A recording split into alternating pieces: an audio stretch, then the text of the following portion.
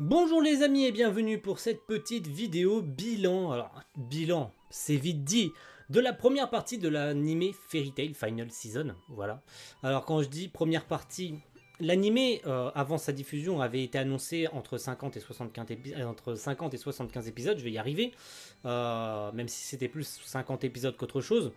Après, au vu des épisodes et du rythme, 50 épisodes ça reste quand même assez short, mais c'est probable, hein, vu qu'on avance quand même pas trop mal, on est dans les alentours des chapitres 505, 506, voire 507 actuellement dans la diffusion, on est à plus d'une trentaine d'épisodes, donc au vu du nombre d'épisodes prévus et du nombre d'épisodes actuels de diffusion, on est donc à plus de la moitié. Donc j'aurais aimé faire un bilan partie 1, donc à plus de la moitié de la série, pour vous donner mon avis, même si les live reactions devraient en théorie suffire à voir mon avis. Hein, ces genres de vidéos, ça sert à ça, de réagir aux épisodes et de voir comment moi je réagis, de vous voir comment moi je réagis aux épisodes en rigolant, en donnant des trucs négatifs, etc. J'ai compris que certains épisodes vous avez pas plu, enfin les critiques sur certains épisodes n'avaient pas plu. Bref, comme ça on y revient justement sur cette vidéo-là, hein, c'est le but. Donc on va trancher en 3 parties le début de la diffusion jusqu'à les dizaines de premiers épisodes, donc l'arc global, allez, l'arc Avatar, hein, on va dire ça, les premiers épisodes de l'arc Alvarez, et puis les 5-6 derniers épisodes qui ont été diffusés ces dernières semaines. Cloverworks, déjà parlons du studio Cloverworks. C'est pas un mauvais studio, au contraire, le problème c'est qu'ils arrivent mal à gérer le planning, j'ai l'impression, avec Fairy Tail. Au début de la production, on va pas le nier, ils étaient en pleine production en même temps avec The Promised Neverland, donc au vu des équipes de production et des animés, enfin des deux animés qu'ils avaient en production actuelle, à ce moment-là, tout du moins, donc qui étaient Fairy Tail et The Promised Neverland, on voyait clairement dans les premiers épisodes, même s'ils avaient apporté un soin tout particulier aux premiers épisodes de Fairy Tail pour marquer le retour de la série, ça s'est vu, hein, clairement, l'animation et tout était en beau en couleur, c'était vraiment très beau, hein, on était tous contents, et on l'est toujours d'ailleurs que Fairy Tail soit en diffusion, moi compris et vous les fans y compris, on est tous contents que Fairy Tail soit toujours en diffusion actuellement, on est content du retour de cette saison finale, et de pouvoir contempler enfin cette saison finale qu'on a attendue depuis pratiquement plus d'un an. Voilà, entre le moment de l'arrêt de sa diffusion, le manga était toujours en cours, donc on avait pu se retrancher sur le manga et la fin de celui-ci. On avait quand même dû attendre plus d'un an pour avoir enfin cette saison finale, après la fin du manga tout du moins. On avait eu enfin son début de diffusion, je vais y arriver, en octobre dernier, si je dis pas bêtise, voilà, en automne dernier. Donc au début de la production, avec l'arc Avatar, c'était propre. Ils arrivaient à maintenir le rythme malgré The Promised Neverland, où ils avaient vraiment, je pense, balancé toutes les équipes dessus. Il y a eu quelques épisodes par-ci par-là qui restaient malgré tout assez limités, mais ça se maintenait. Les OST étaient là, et puis c'était le retour, donc on était tous hypés de ouf sur le retour de la série. Donc les 10 premiers épisodes, mis à part quelques petits trucs par là, quelques petits plans moches, etc., c'était vraiment superbe. Voilà, on était sur le retour, on a eu quelques petits moments genre Cheria et Wendy, voilà, la séparation entre Cheria et Wendy, qui était vachement, on va pas se le cacher, bien touchante. Donc en tant que fan et en tant que lecteur du manga, c'était des premiers épisodes qui ont vraiment plu. Et puis cet épisode où Natsu éclate Blue Note avec un rugissement du dragon de feu extrêmement stylé, on s'en rappelle tous, c'était vraiment génial. La deuxième partie, donc le début de l'arc Alvarez, avec l'apparition je me souviens, des premières nouvelles OST de la série, notamment l'épisode 9, hein, si je dis pas de bêtises. Donc vous voyez, donc l'arc Avatar a duré moins que ça, parce que je me souviens qu'Alvarez... alors je sais pas si on était entre Avatar et Alvarez, donc qu'est-ce qu'Alvarez avait commencé à ce moment-là, mais lorsqu'ils se rendent sur Caracol, hein, dans l'épisode 9, où ils rencontrent notamment Brandish à la fin de l'épisode.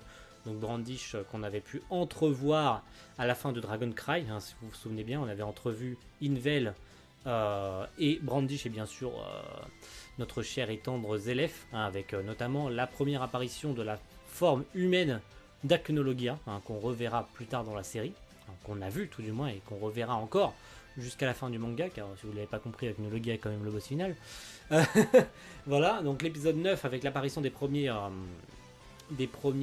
nouvelles OST et des plans fixes, parce que j'ai l'impression qu'à ce moment-là, et pourtant c'était à cette période où clairement Alors non, c'est un peu gros de dire ça. Ils avaient encore The Promised Neverland sous la main parce que c'était au même moment où The Promised Neverland et Fairy Tail étaient en diffusion. Donc, vu que les deux séries ont commencé en octobre.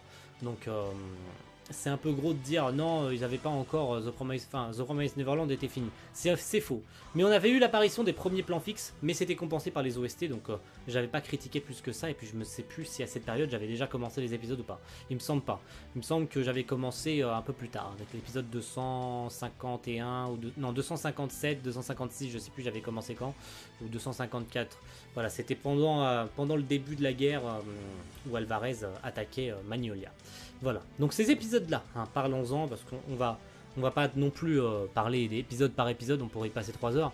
L'épisode de la bataille, hein, Alvarez qui encercle Magnolia et puis l'apparition des premiers 12 Spriggan, avec notamment Brandish, on avait pu voir, il me semble, voilà, Agile, on avait pu voir Neinhardt, alors ça c'est bien plus tard, avec l'attaque notamment, la reprise d'Argéon, voilà, le port d'Argéon, avec l'apparition de toutes les guildes qui viennent les aider, voilà, qui faisaient vraiment plaisir, vraiment de ouf, c'était incroyable ces moments-là. On a vu notamment la grande Kagura et puis le retour de Jelal, etc. et toute la clique où ils avaient déglingué Neinhardt. Voilà, je sais plus, l'un d'entre eux, je me rappelle plus exactement de son nom. Bah, on avait eu aussi le retour de Luxus, hein, qui l'avait déglingué, je sais plus c'est quoi son nom de Spriggan. L'apparition d'Auguste, dans les derniers épisodes on a eu l'apparition de Rakade, le désespoir écarlate Eileen, hein, qui est vraiment incroyable. On a hâte de voir la confrontation Erza-Eileen, hein, parce que pour ceux qui l'avaient pas compris, ils sont de la même famille. Bref, je dirais rien de plus, parce que de toute façon vous l'avez compris, mais leurs confrontations arriveront à un moment ou à un autre, mais c'est pour bientôt, vous inquiétez pas. Donc du coup, après la fin de diffusion de The Promised Neverland, comment s'est porté Fairy Tail? Pour ma part, j'ai trouvé ça vraiment limite. J'ai l'impression qu'ils apportaient pas autant de soins qu'au départ. Bien que Alvarez, les premiers épisodes, ils n'avaient pas forcément besoin d'apporter plus de soins que ça. J'ai l'impression quand même que Avatar, ils avaient apporté vraiment beaucoup plus de soins. Pas forcément sur les plans fixes, parce qu'on l'avait vu, et puis c'était pas forcément ce qui m'attirait le plus que ça au départ, parce que c'était beaucoup de blabla et de mise en place avec les Spriggan, etc.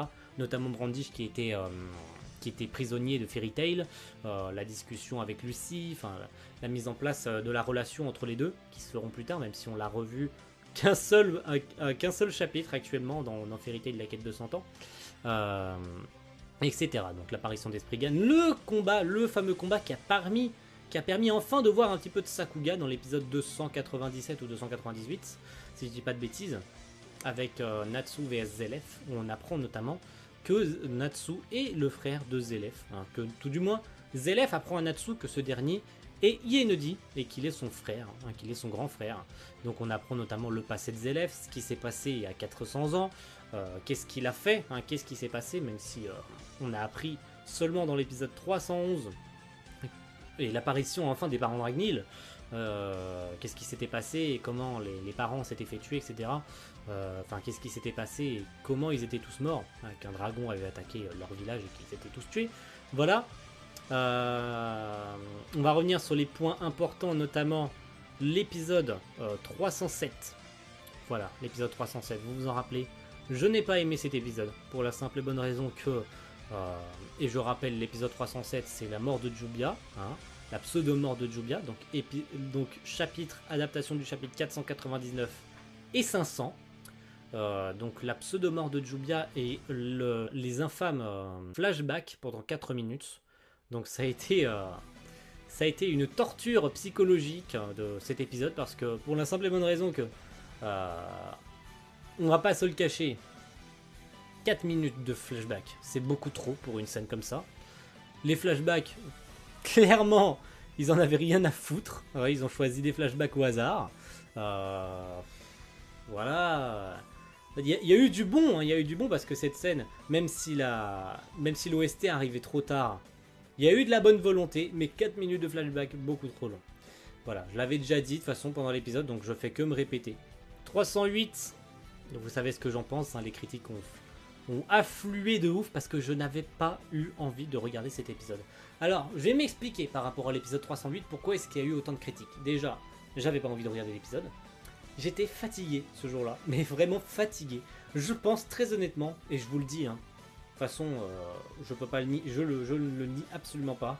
Si j'avais regardé l'épisode le lendemain matin, je n'aurais pas réagi de la même manière. J'étais fatigué, je n'avais pas du tout envie de regarder l'épisode. Mais je me suis forcé à le regarder, quitte à dire de la merde, d'insulter l'épisode, parce que je n'avais pas envie du tout de le regarder. Voilà.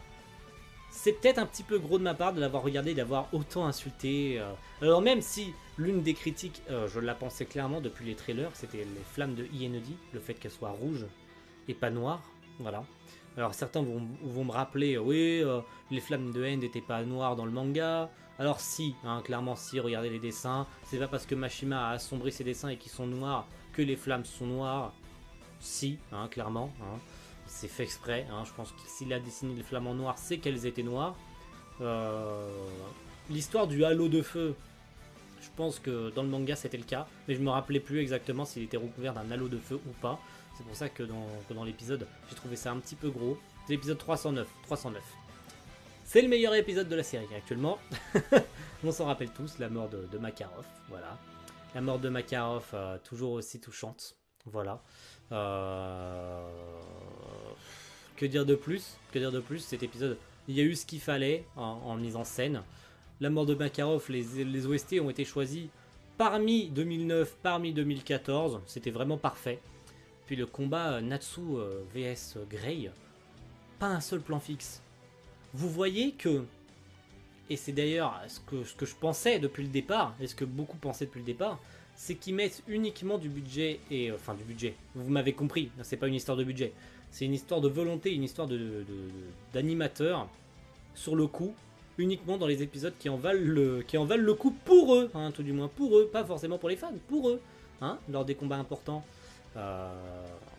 Même s'il y a clairement eu plusieurs combats qui auraient mérité d'avoir au moins cette petite attention de la part du studio. Maintenant, j'ai compris. Voilà, donc j'arrêterai de critiquer par rapport au plan fixe. C'est d'ailleurs pourquoi je n'ai pas critiqué l'épisode 311 sur les plans fixes.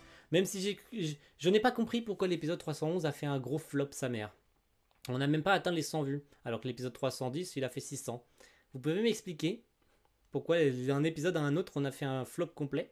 Alors je sais, l'épisode 311 est le moins intéressant actuellement, c'était plus un comique qu'autre chose, donc je peux comprendre qu'il y ait moins de vues. Mais là les gens, on a fait un flop complet. Donc veuillez m'expliquer s'il vous plaît dans les commentaires pourquoi est-ce que vous n'avez pas regardé l'épisode, pourquoi est-ce qu'il vous a pas intéressé, etc. Ou parce que vous n'aviez pas envie de regarder ma réaction.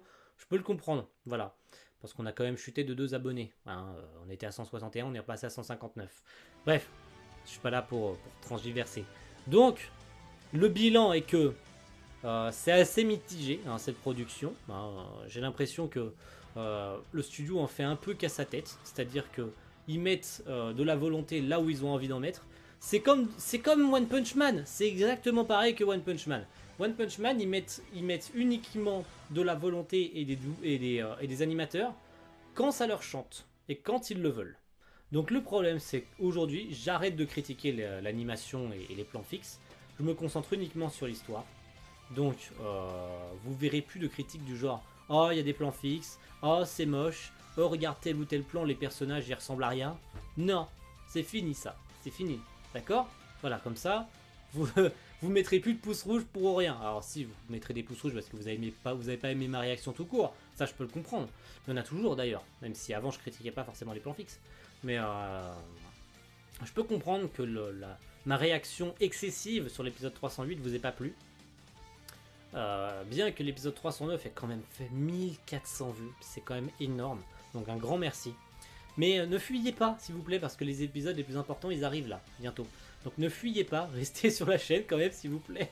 J'ai pas envie de me retrouver seul avec Sword Manga à faire mes réactions. Alors vous inquiétez pas, elle sera pas forcément tout le temps là. Là en ce moment elle est là, et je la remercie d'ailleurs d'être avec moi pour faire ces vidéos. Ne vous inquiétez pas, je reprendrai mes vidéos seul. Si jamais elle n'est pas là ou j'ai envie de la faire tout seul, hein, ça peut arriver que je dise non désolé j'ai envie de la faire tout seul, ça peut. Donc voilà, bilan des courses, c'est une bonne production, Mais le studio en fait qu'à sa tête. Donc les épisodes prochains et les épisodes importants, attendez-vous à avoir de la bonne. Voilà, c'est tout. Attendez-vous à avoir de la bonne. Les combats finaux, attendez-vous à avoir de la bonne si le studio a envie de l'en faire, parce que j'ai l'impression que le studio met de la volonté uniquement quand ça leur chante. Alors c'est pas les critiques négatives. Quand je parle de cette manière, ne le prenez pas comme une critique négative. Au contraire, c'est le truc, c'est que c'est pas parce qu'il y a des plans fixes et que et qu'il y a des plans moches ou qu'il y a tel ou tel OST qui est pas bien choisi que c'est un mauvais épisode en soi. Mais comparé aux deux précédents animés, 2009 et 2014, j'ai l'impression que le studio en apporte beaucoup moins de volonté.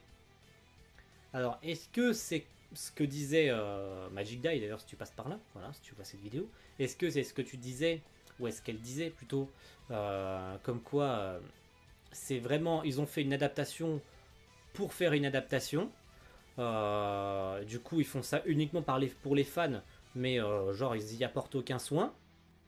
Donc ils font uniquement le strict minimum. Donc ils se sont sentis obligés de faire cette production pour les fans. Ou bien, je sais pas quoi. Voilà, je sais pas quoi d'autre. En fait, soit ils ont fait cette production pour faire plaisir aux fans, et du coup ils y apportent uniquement le minimum de soins. Genre ils ont fait un animé pour faire un animé, tu vois. Ou ils ont fait un animé vraiment parce qu'ils en avaient envie.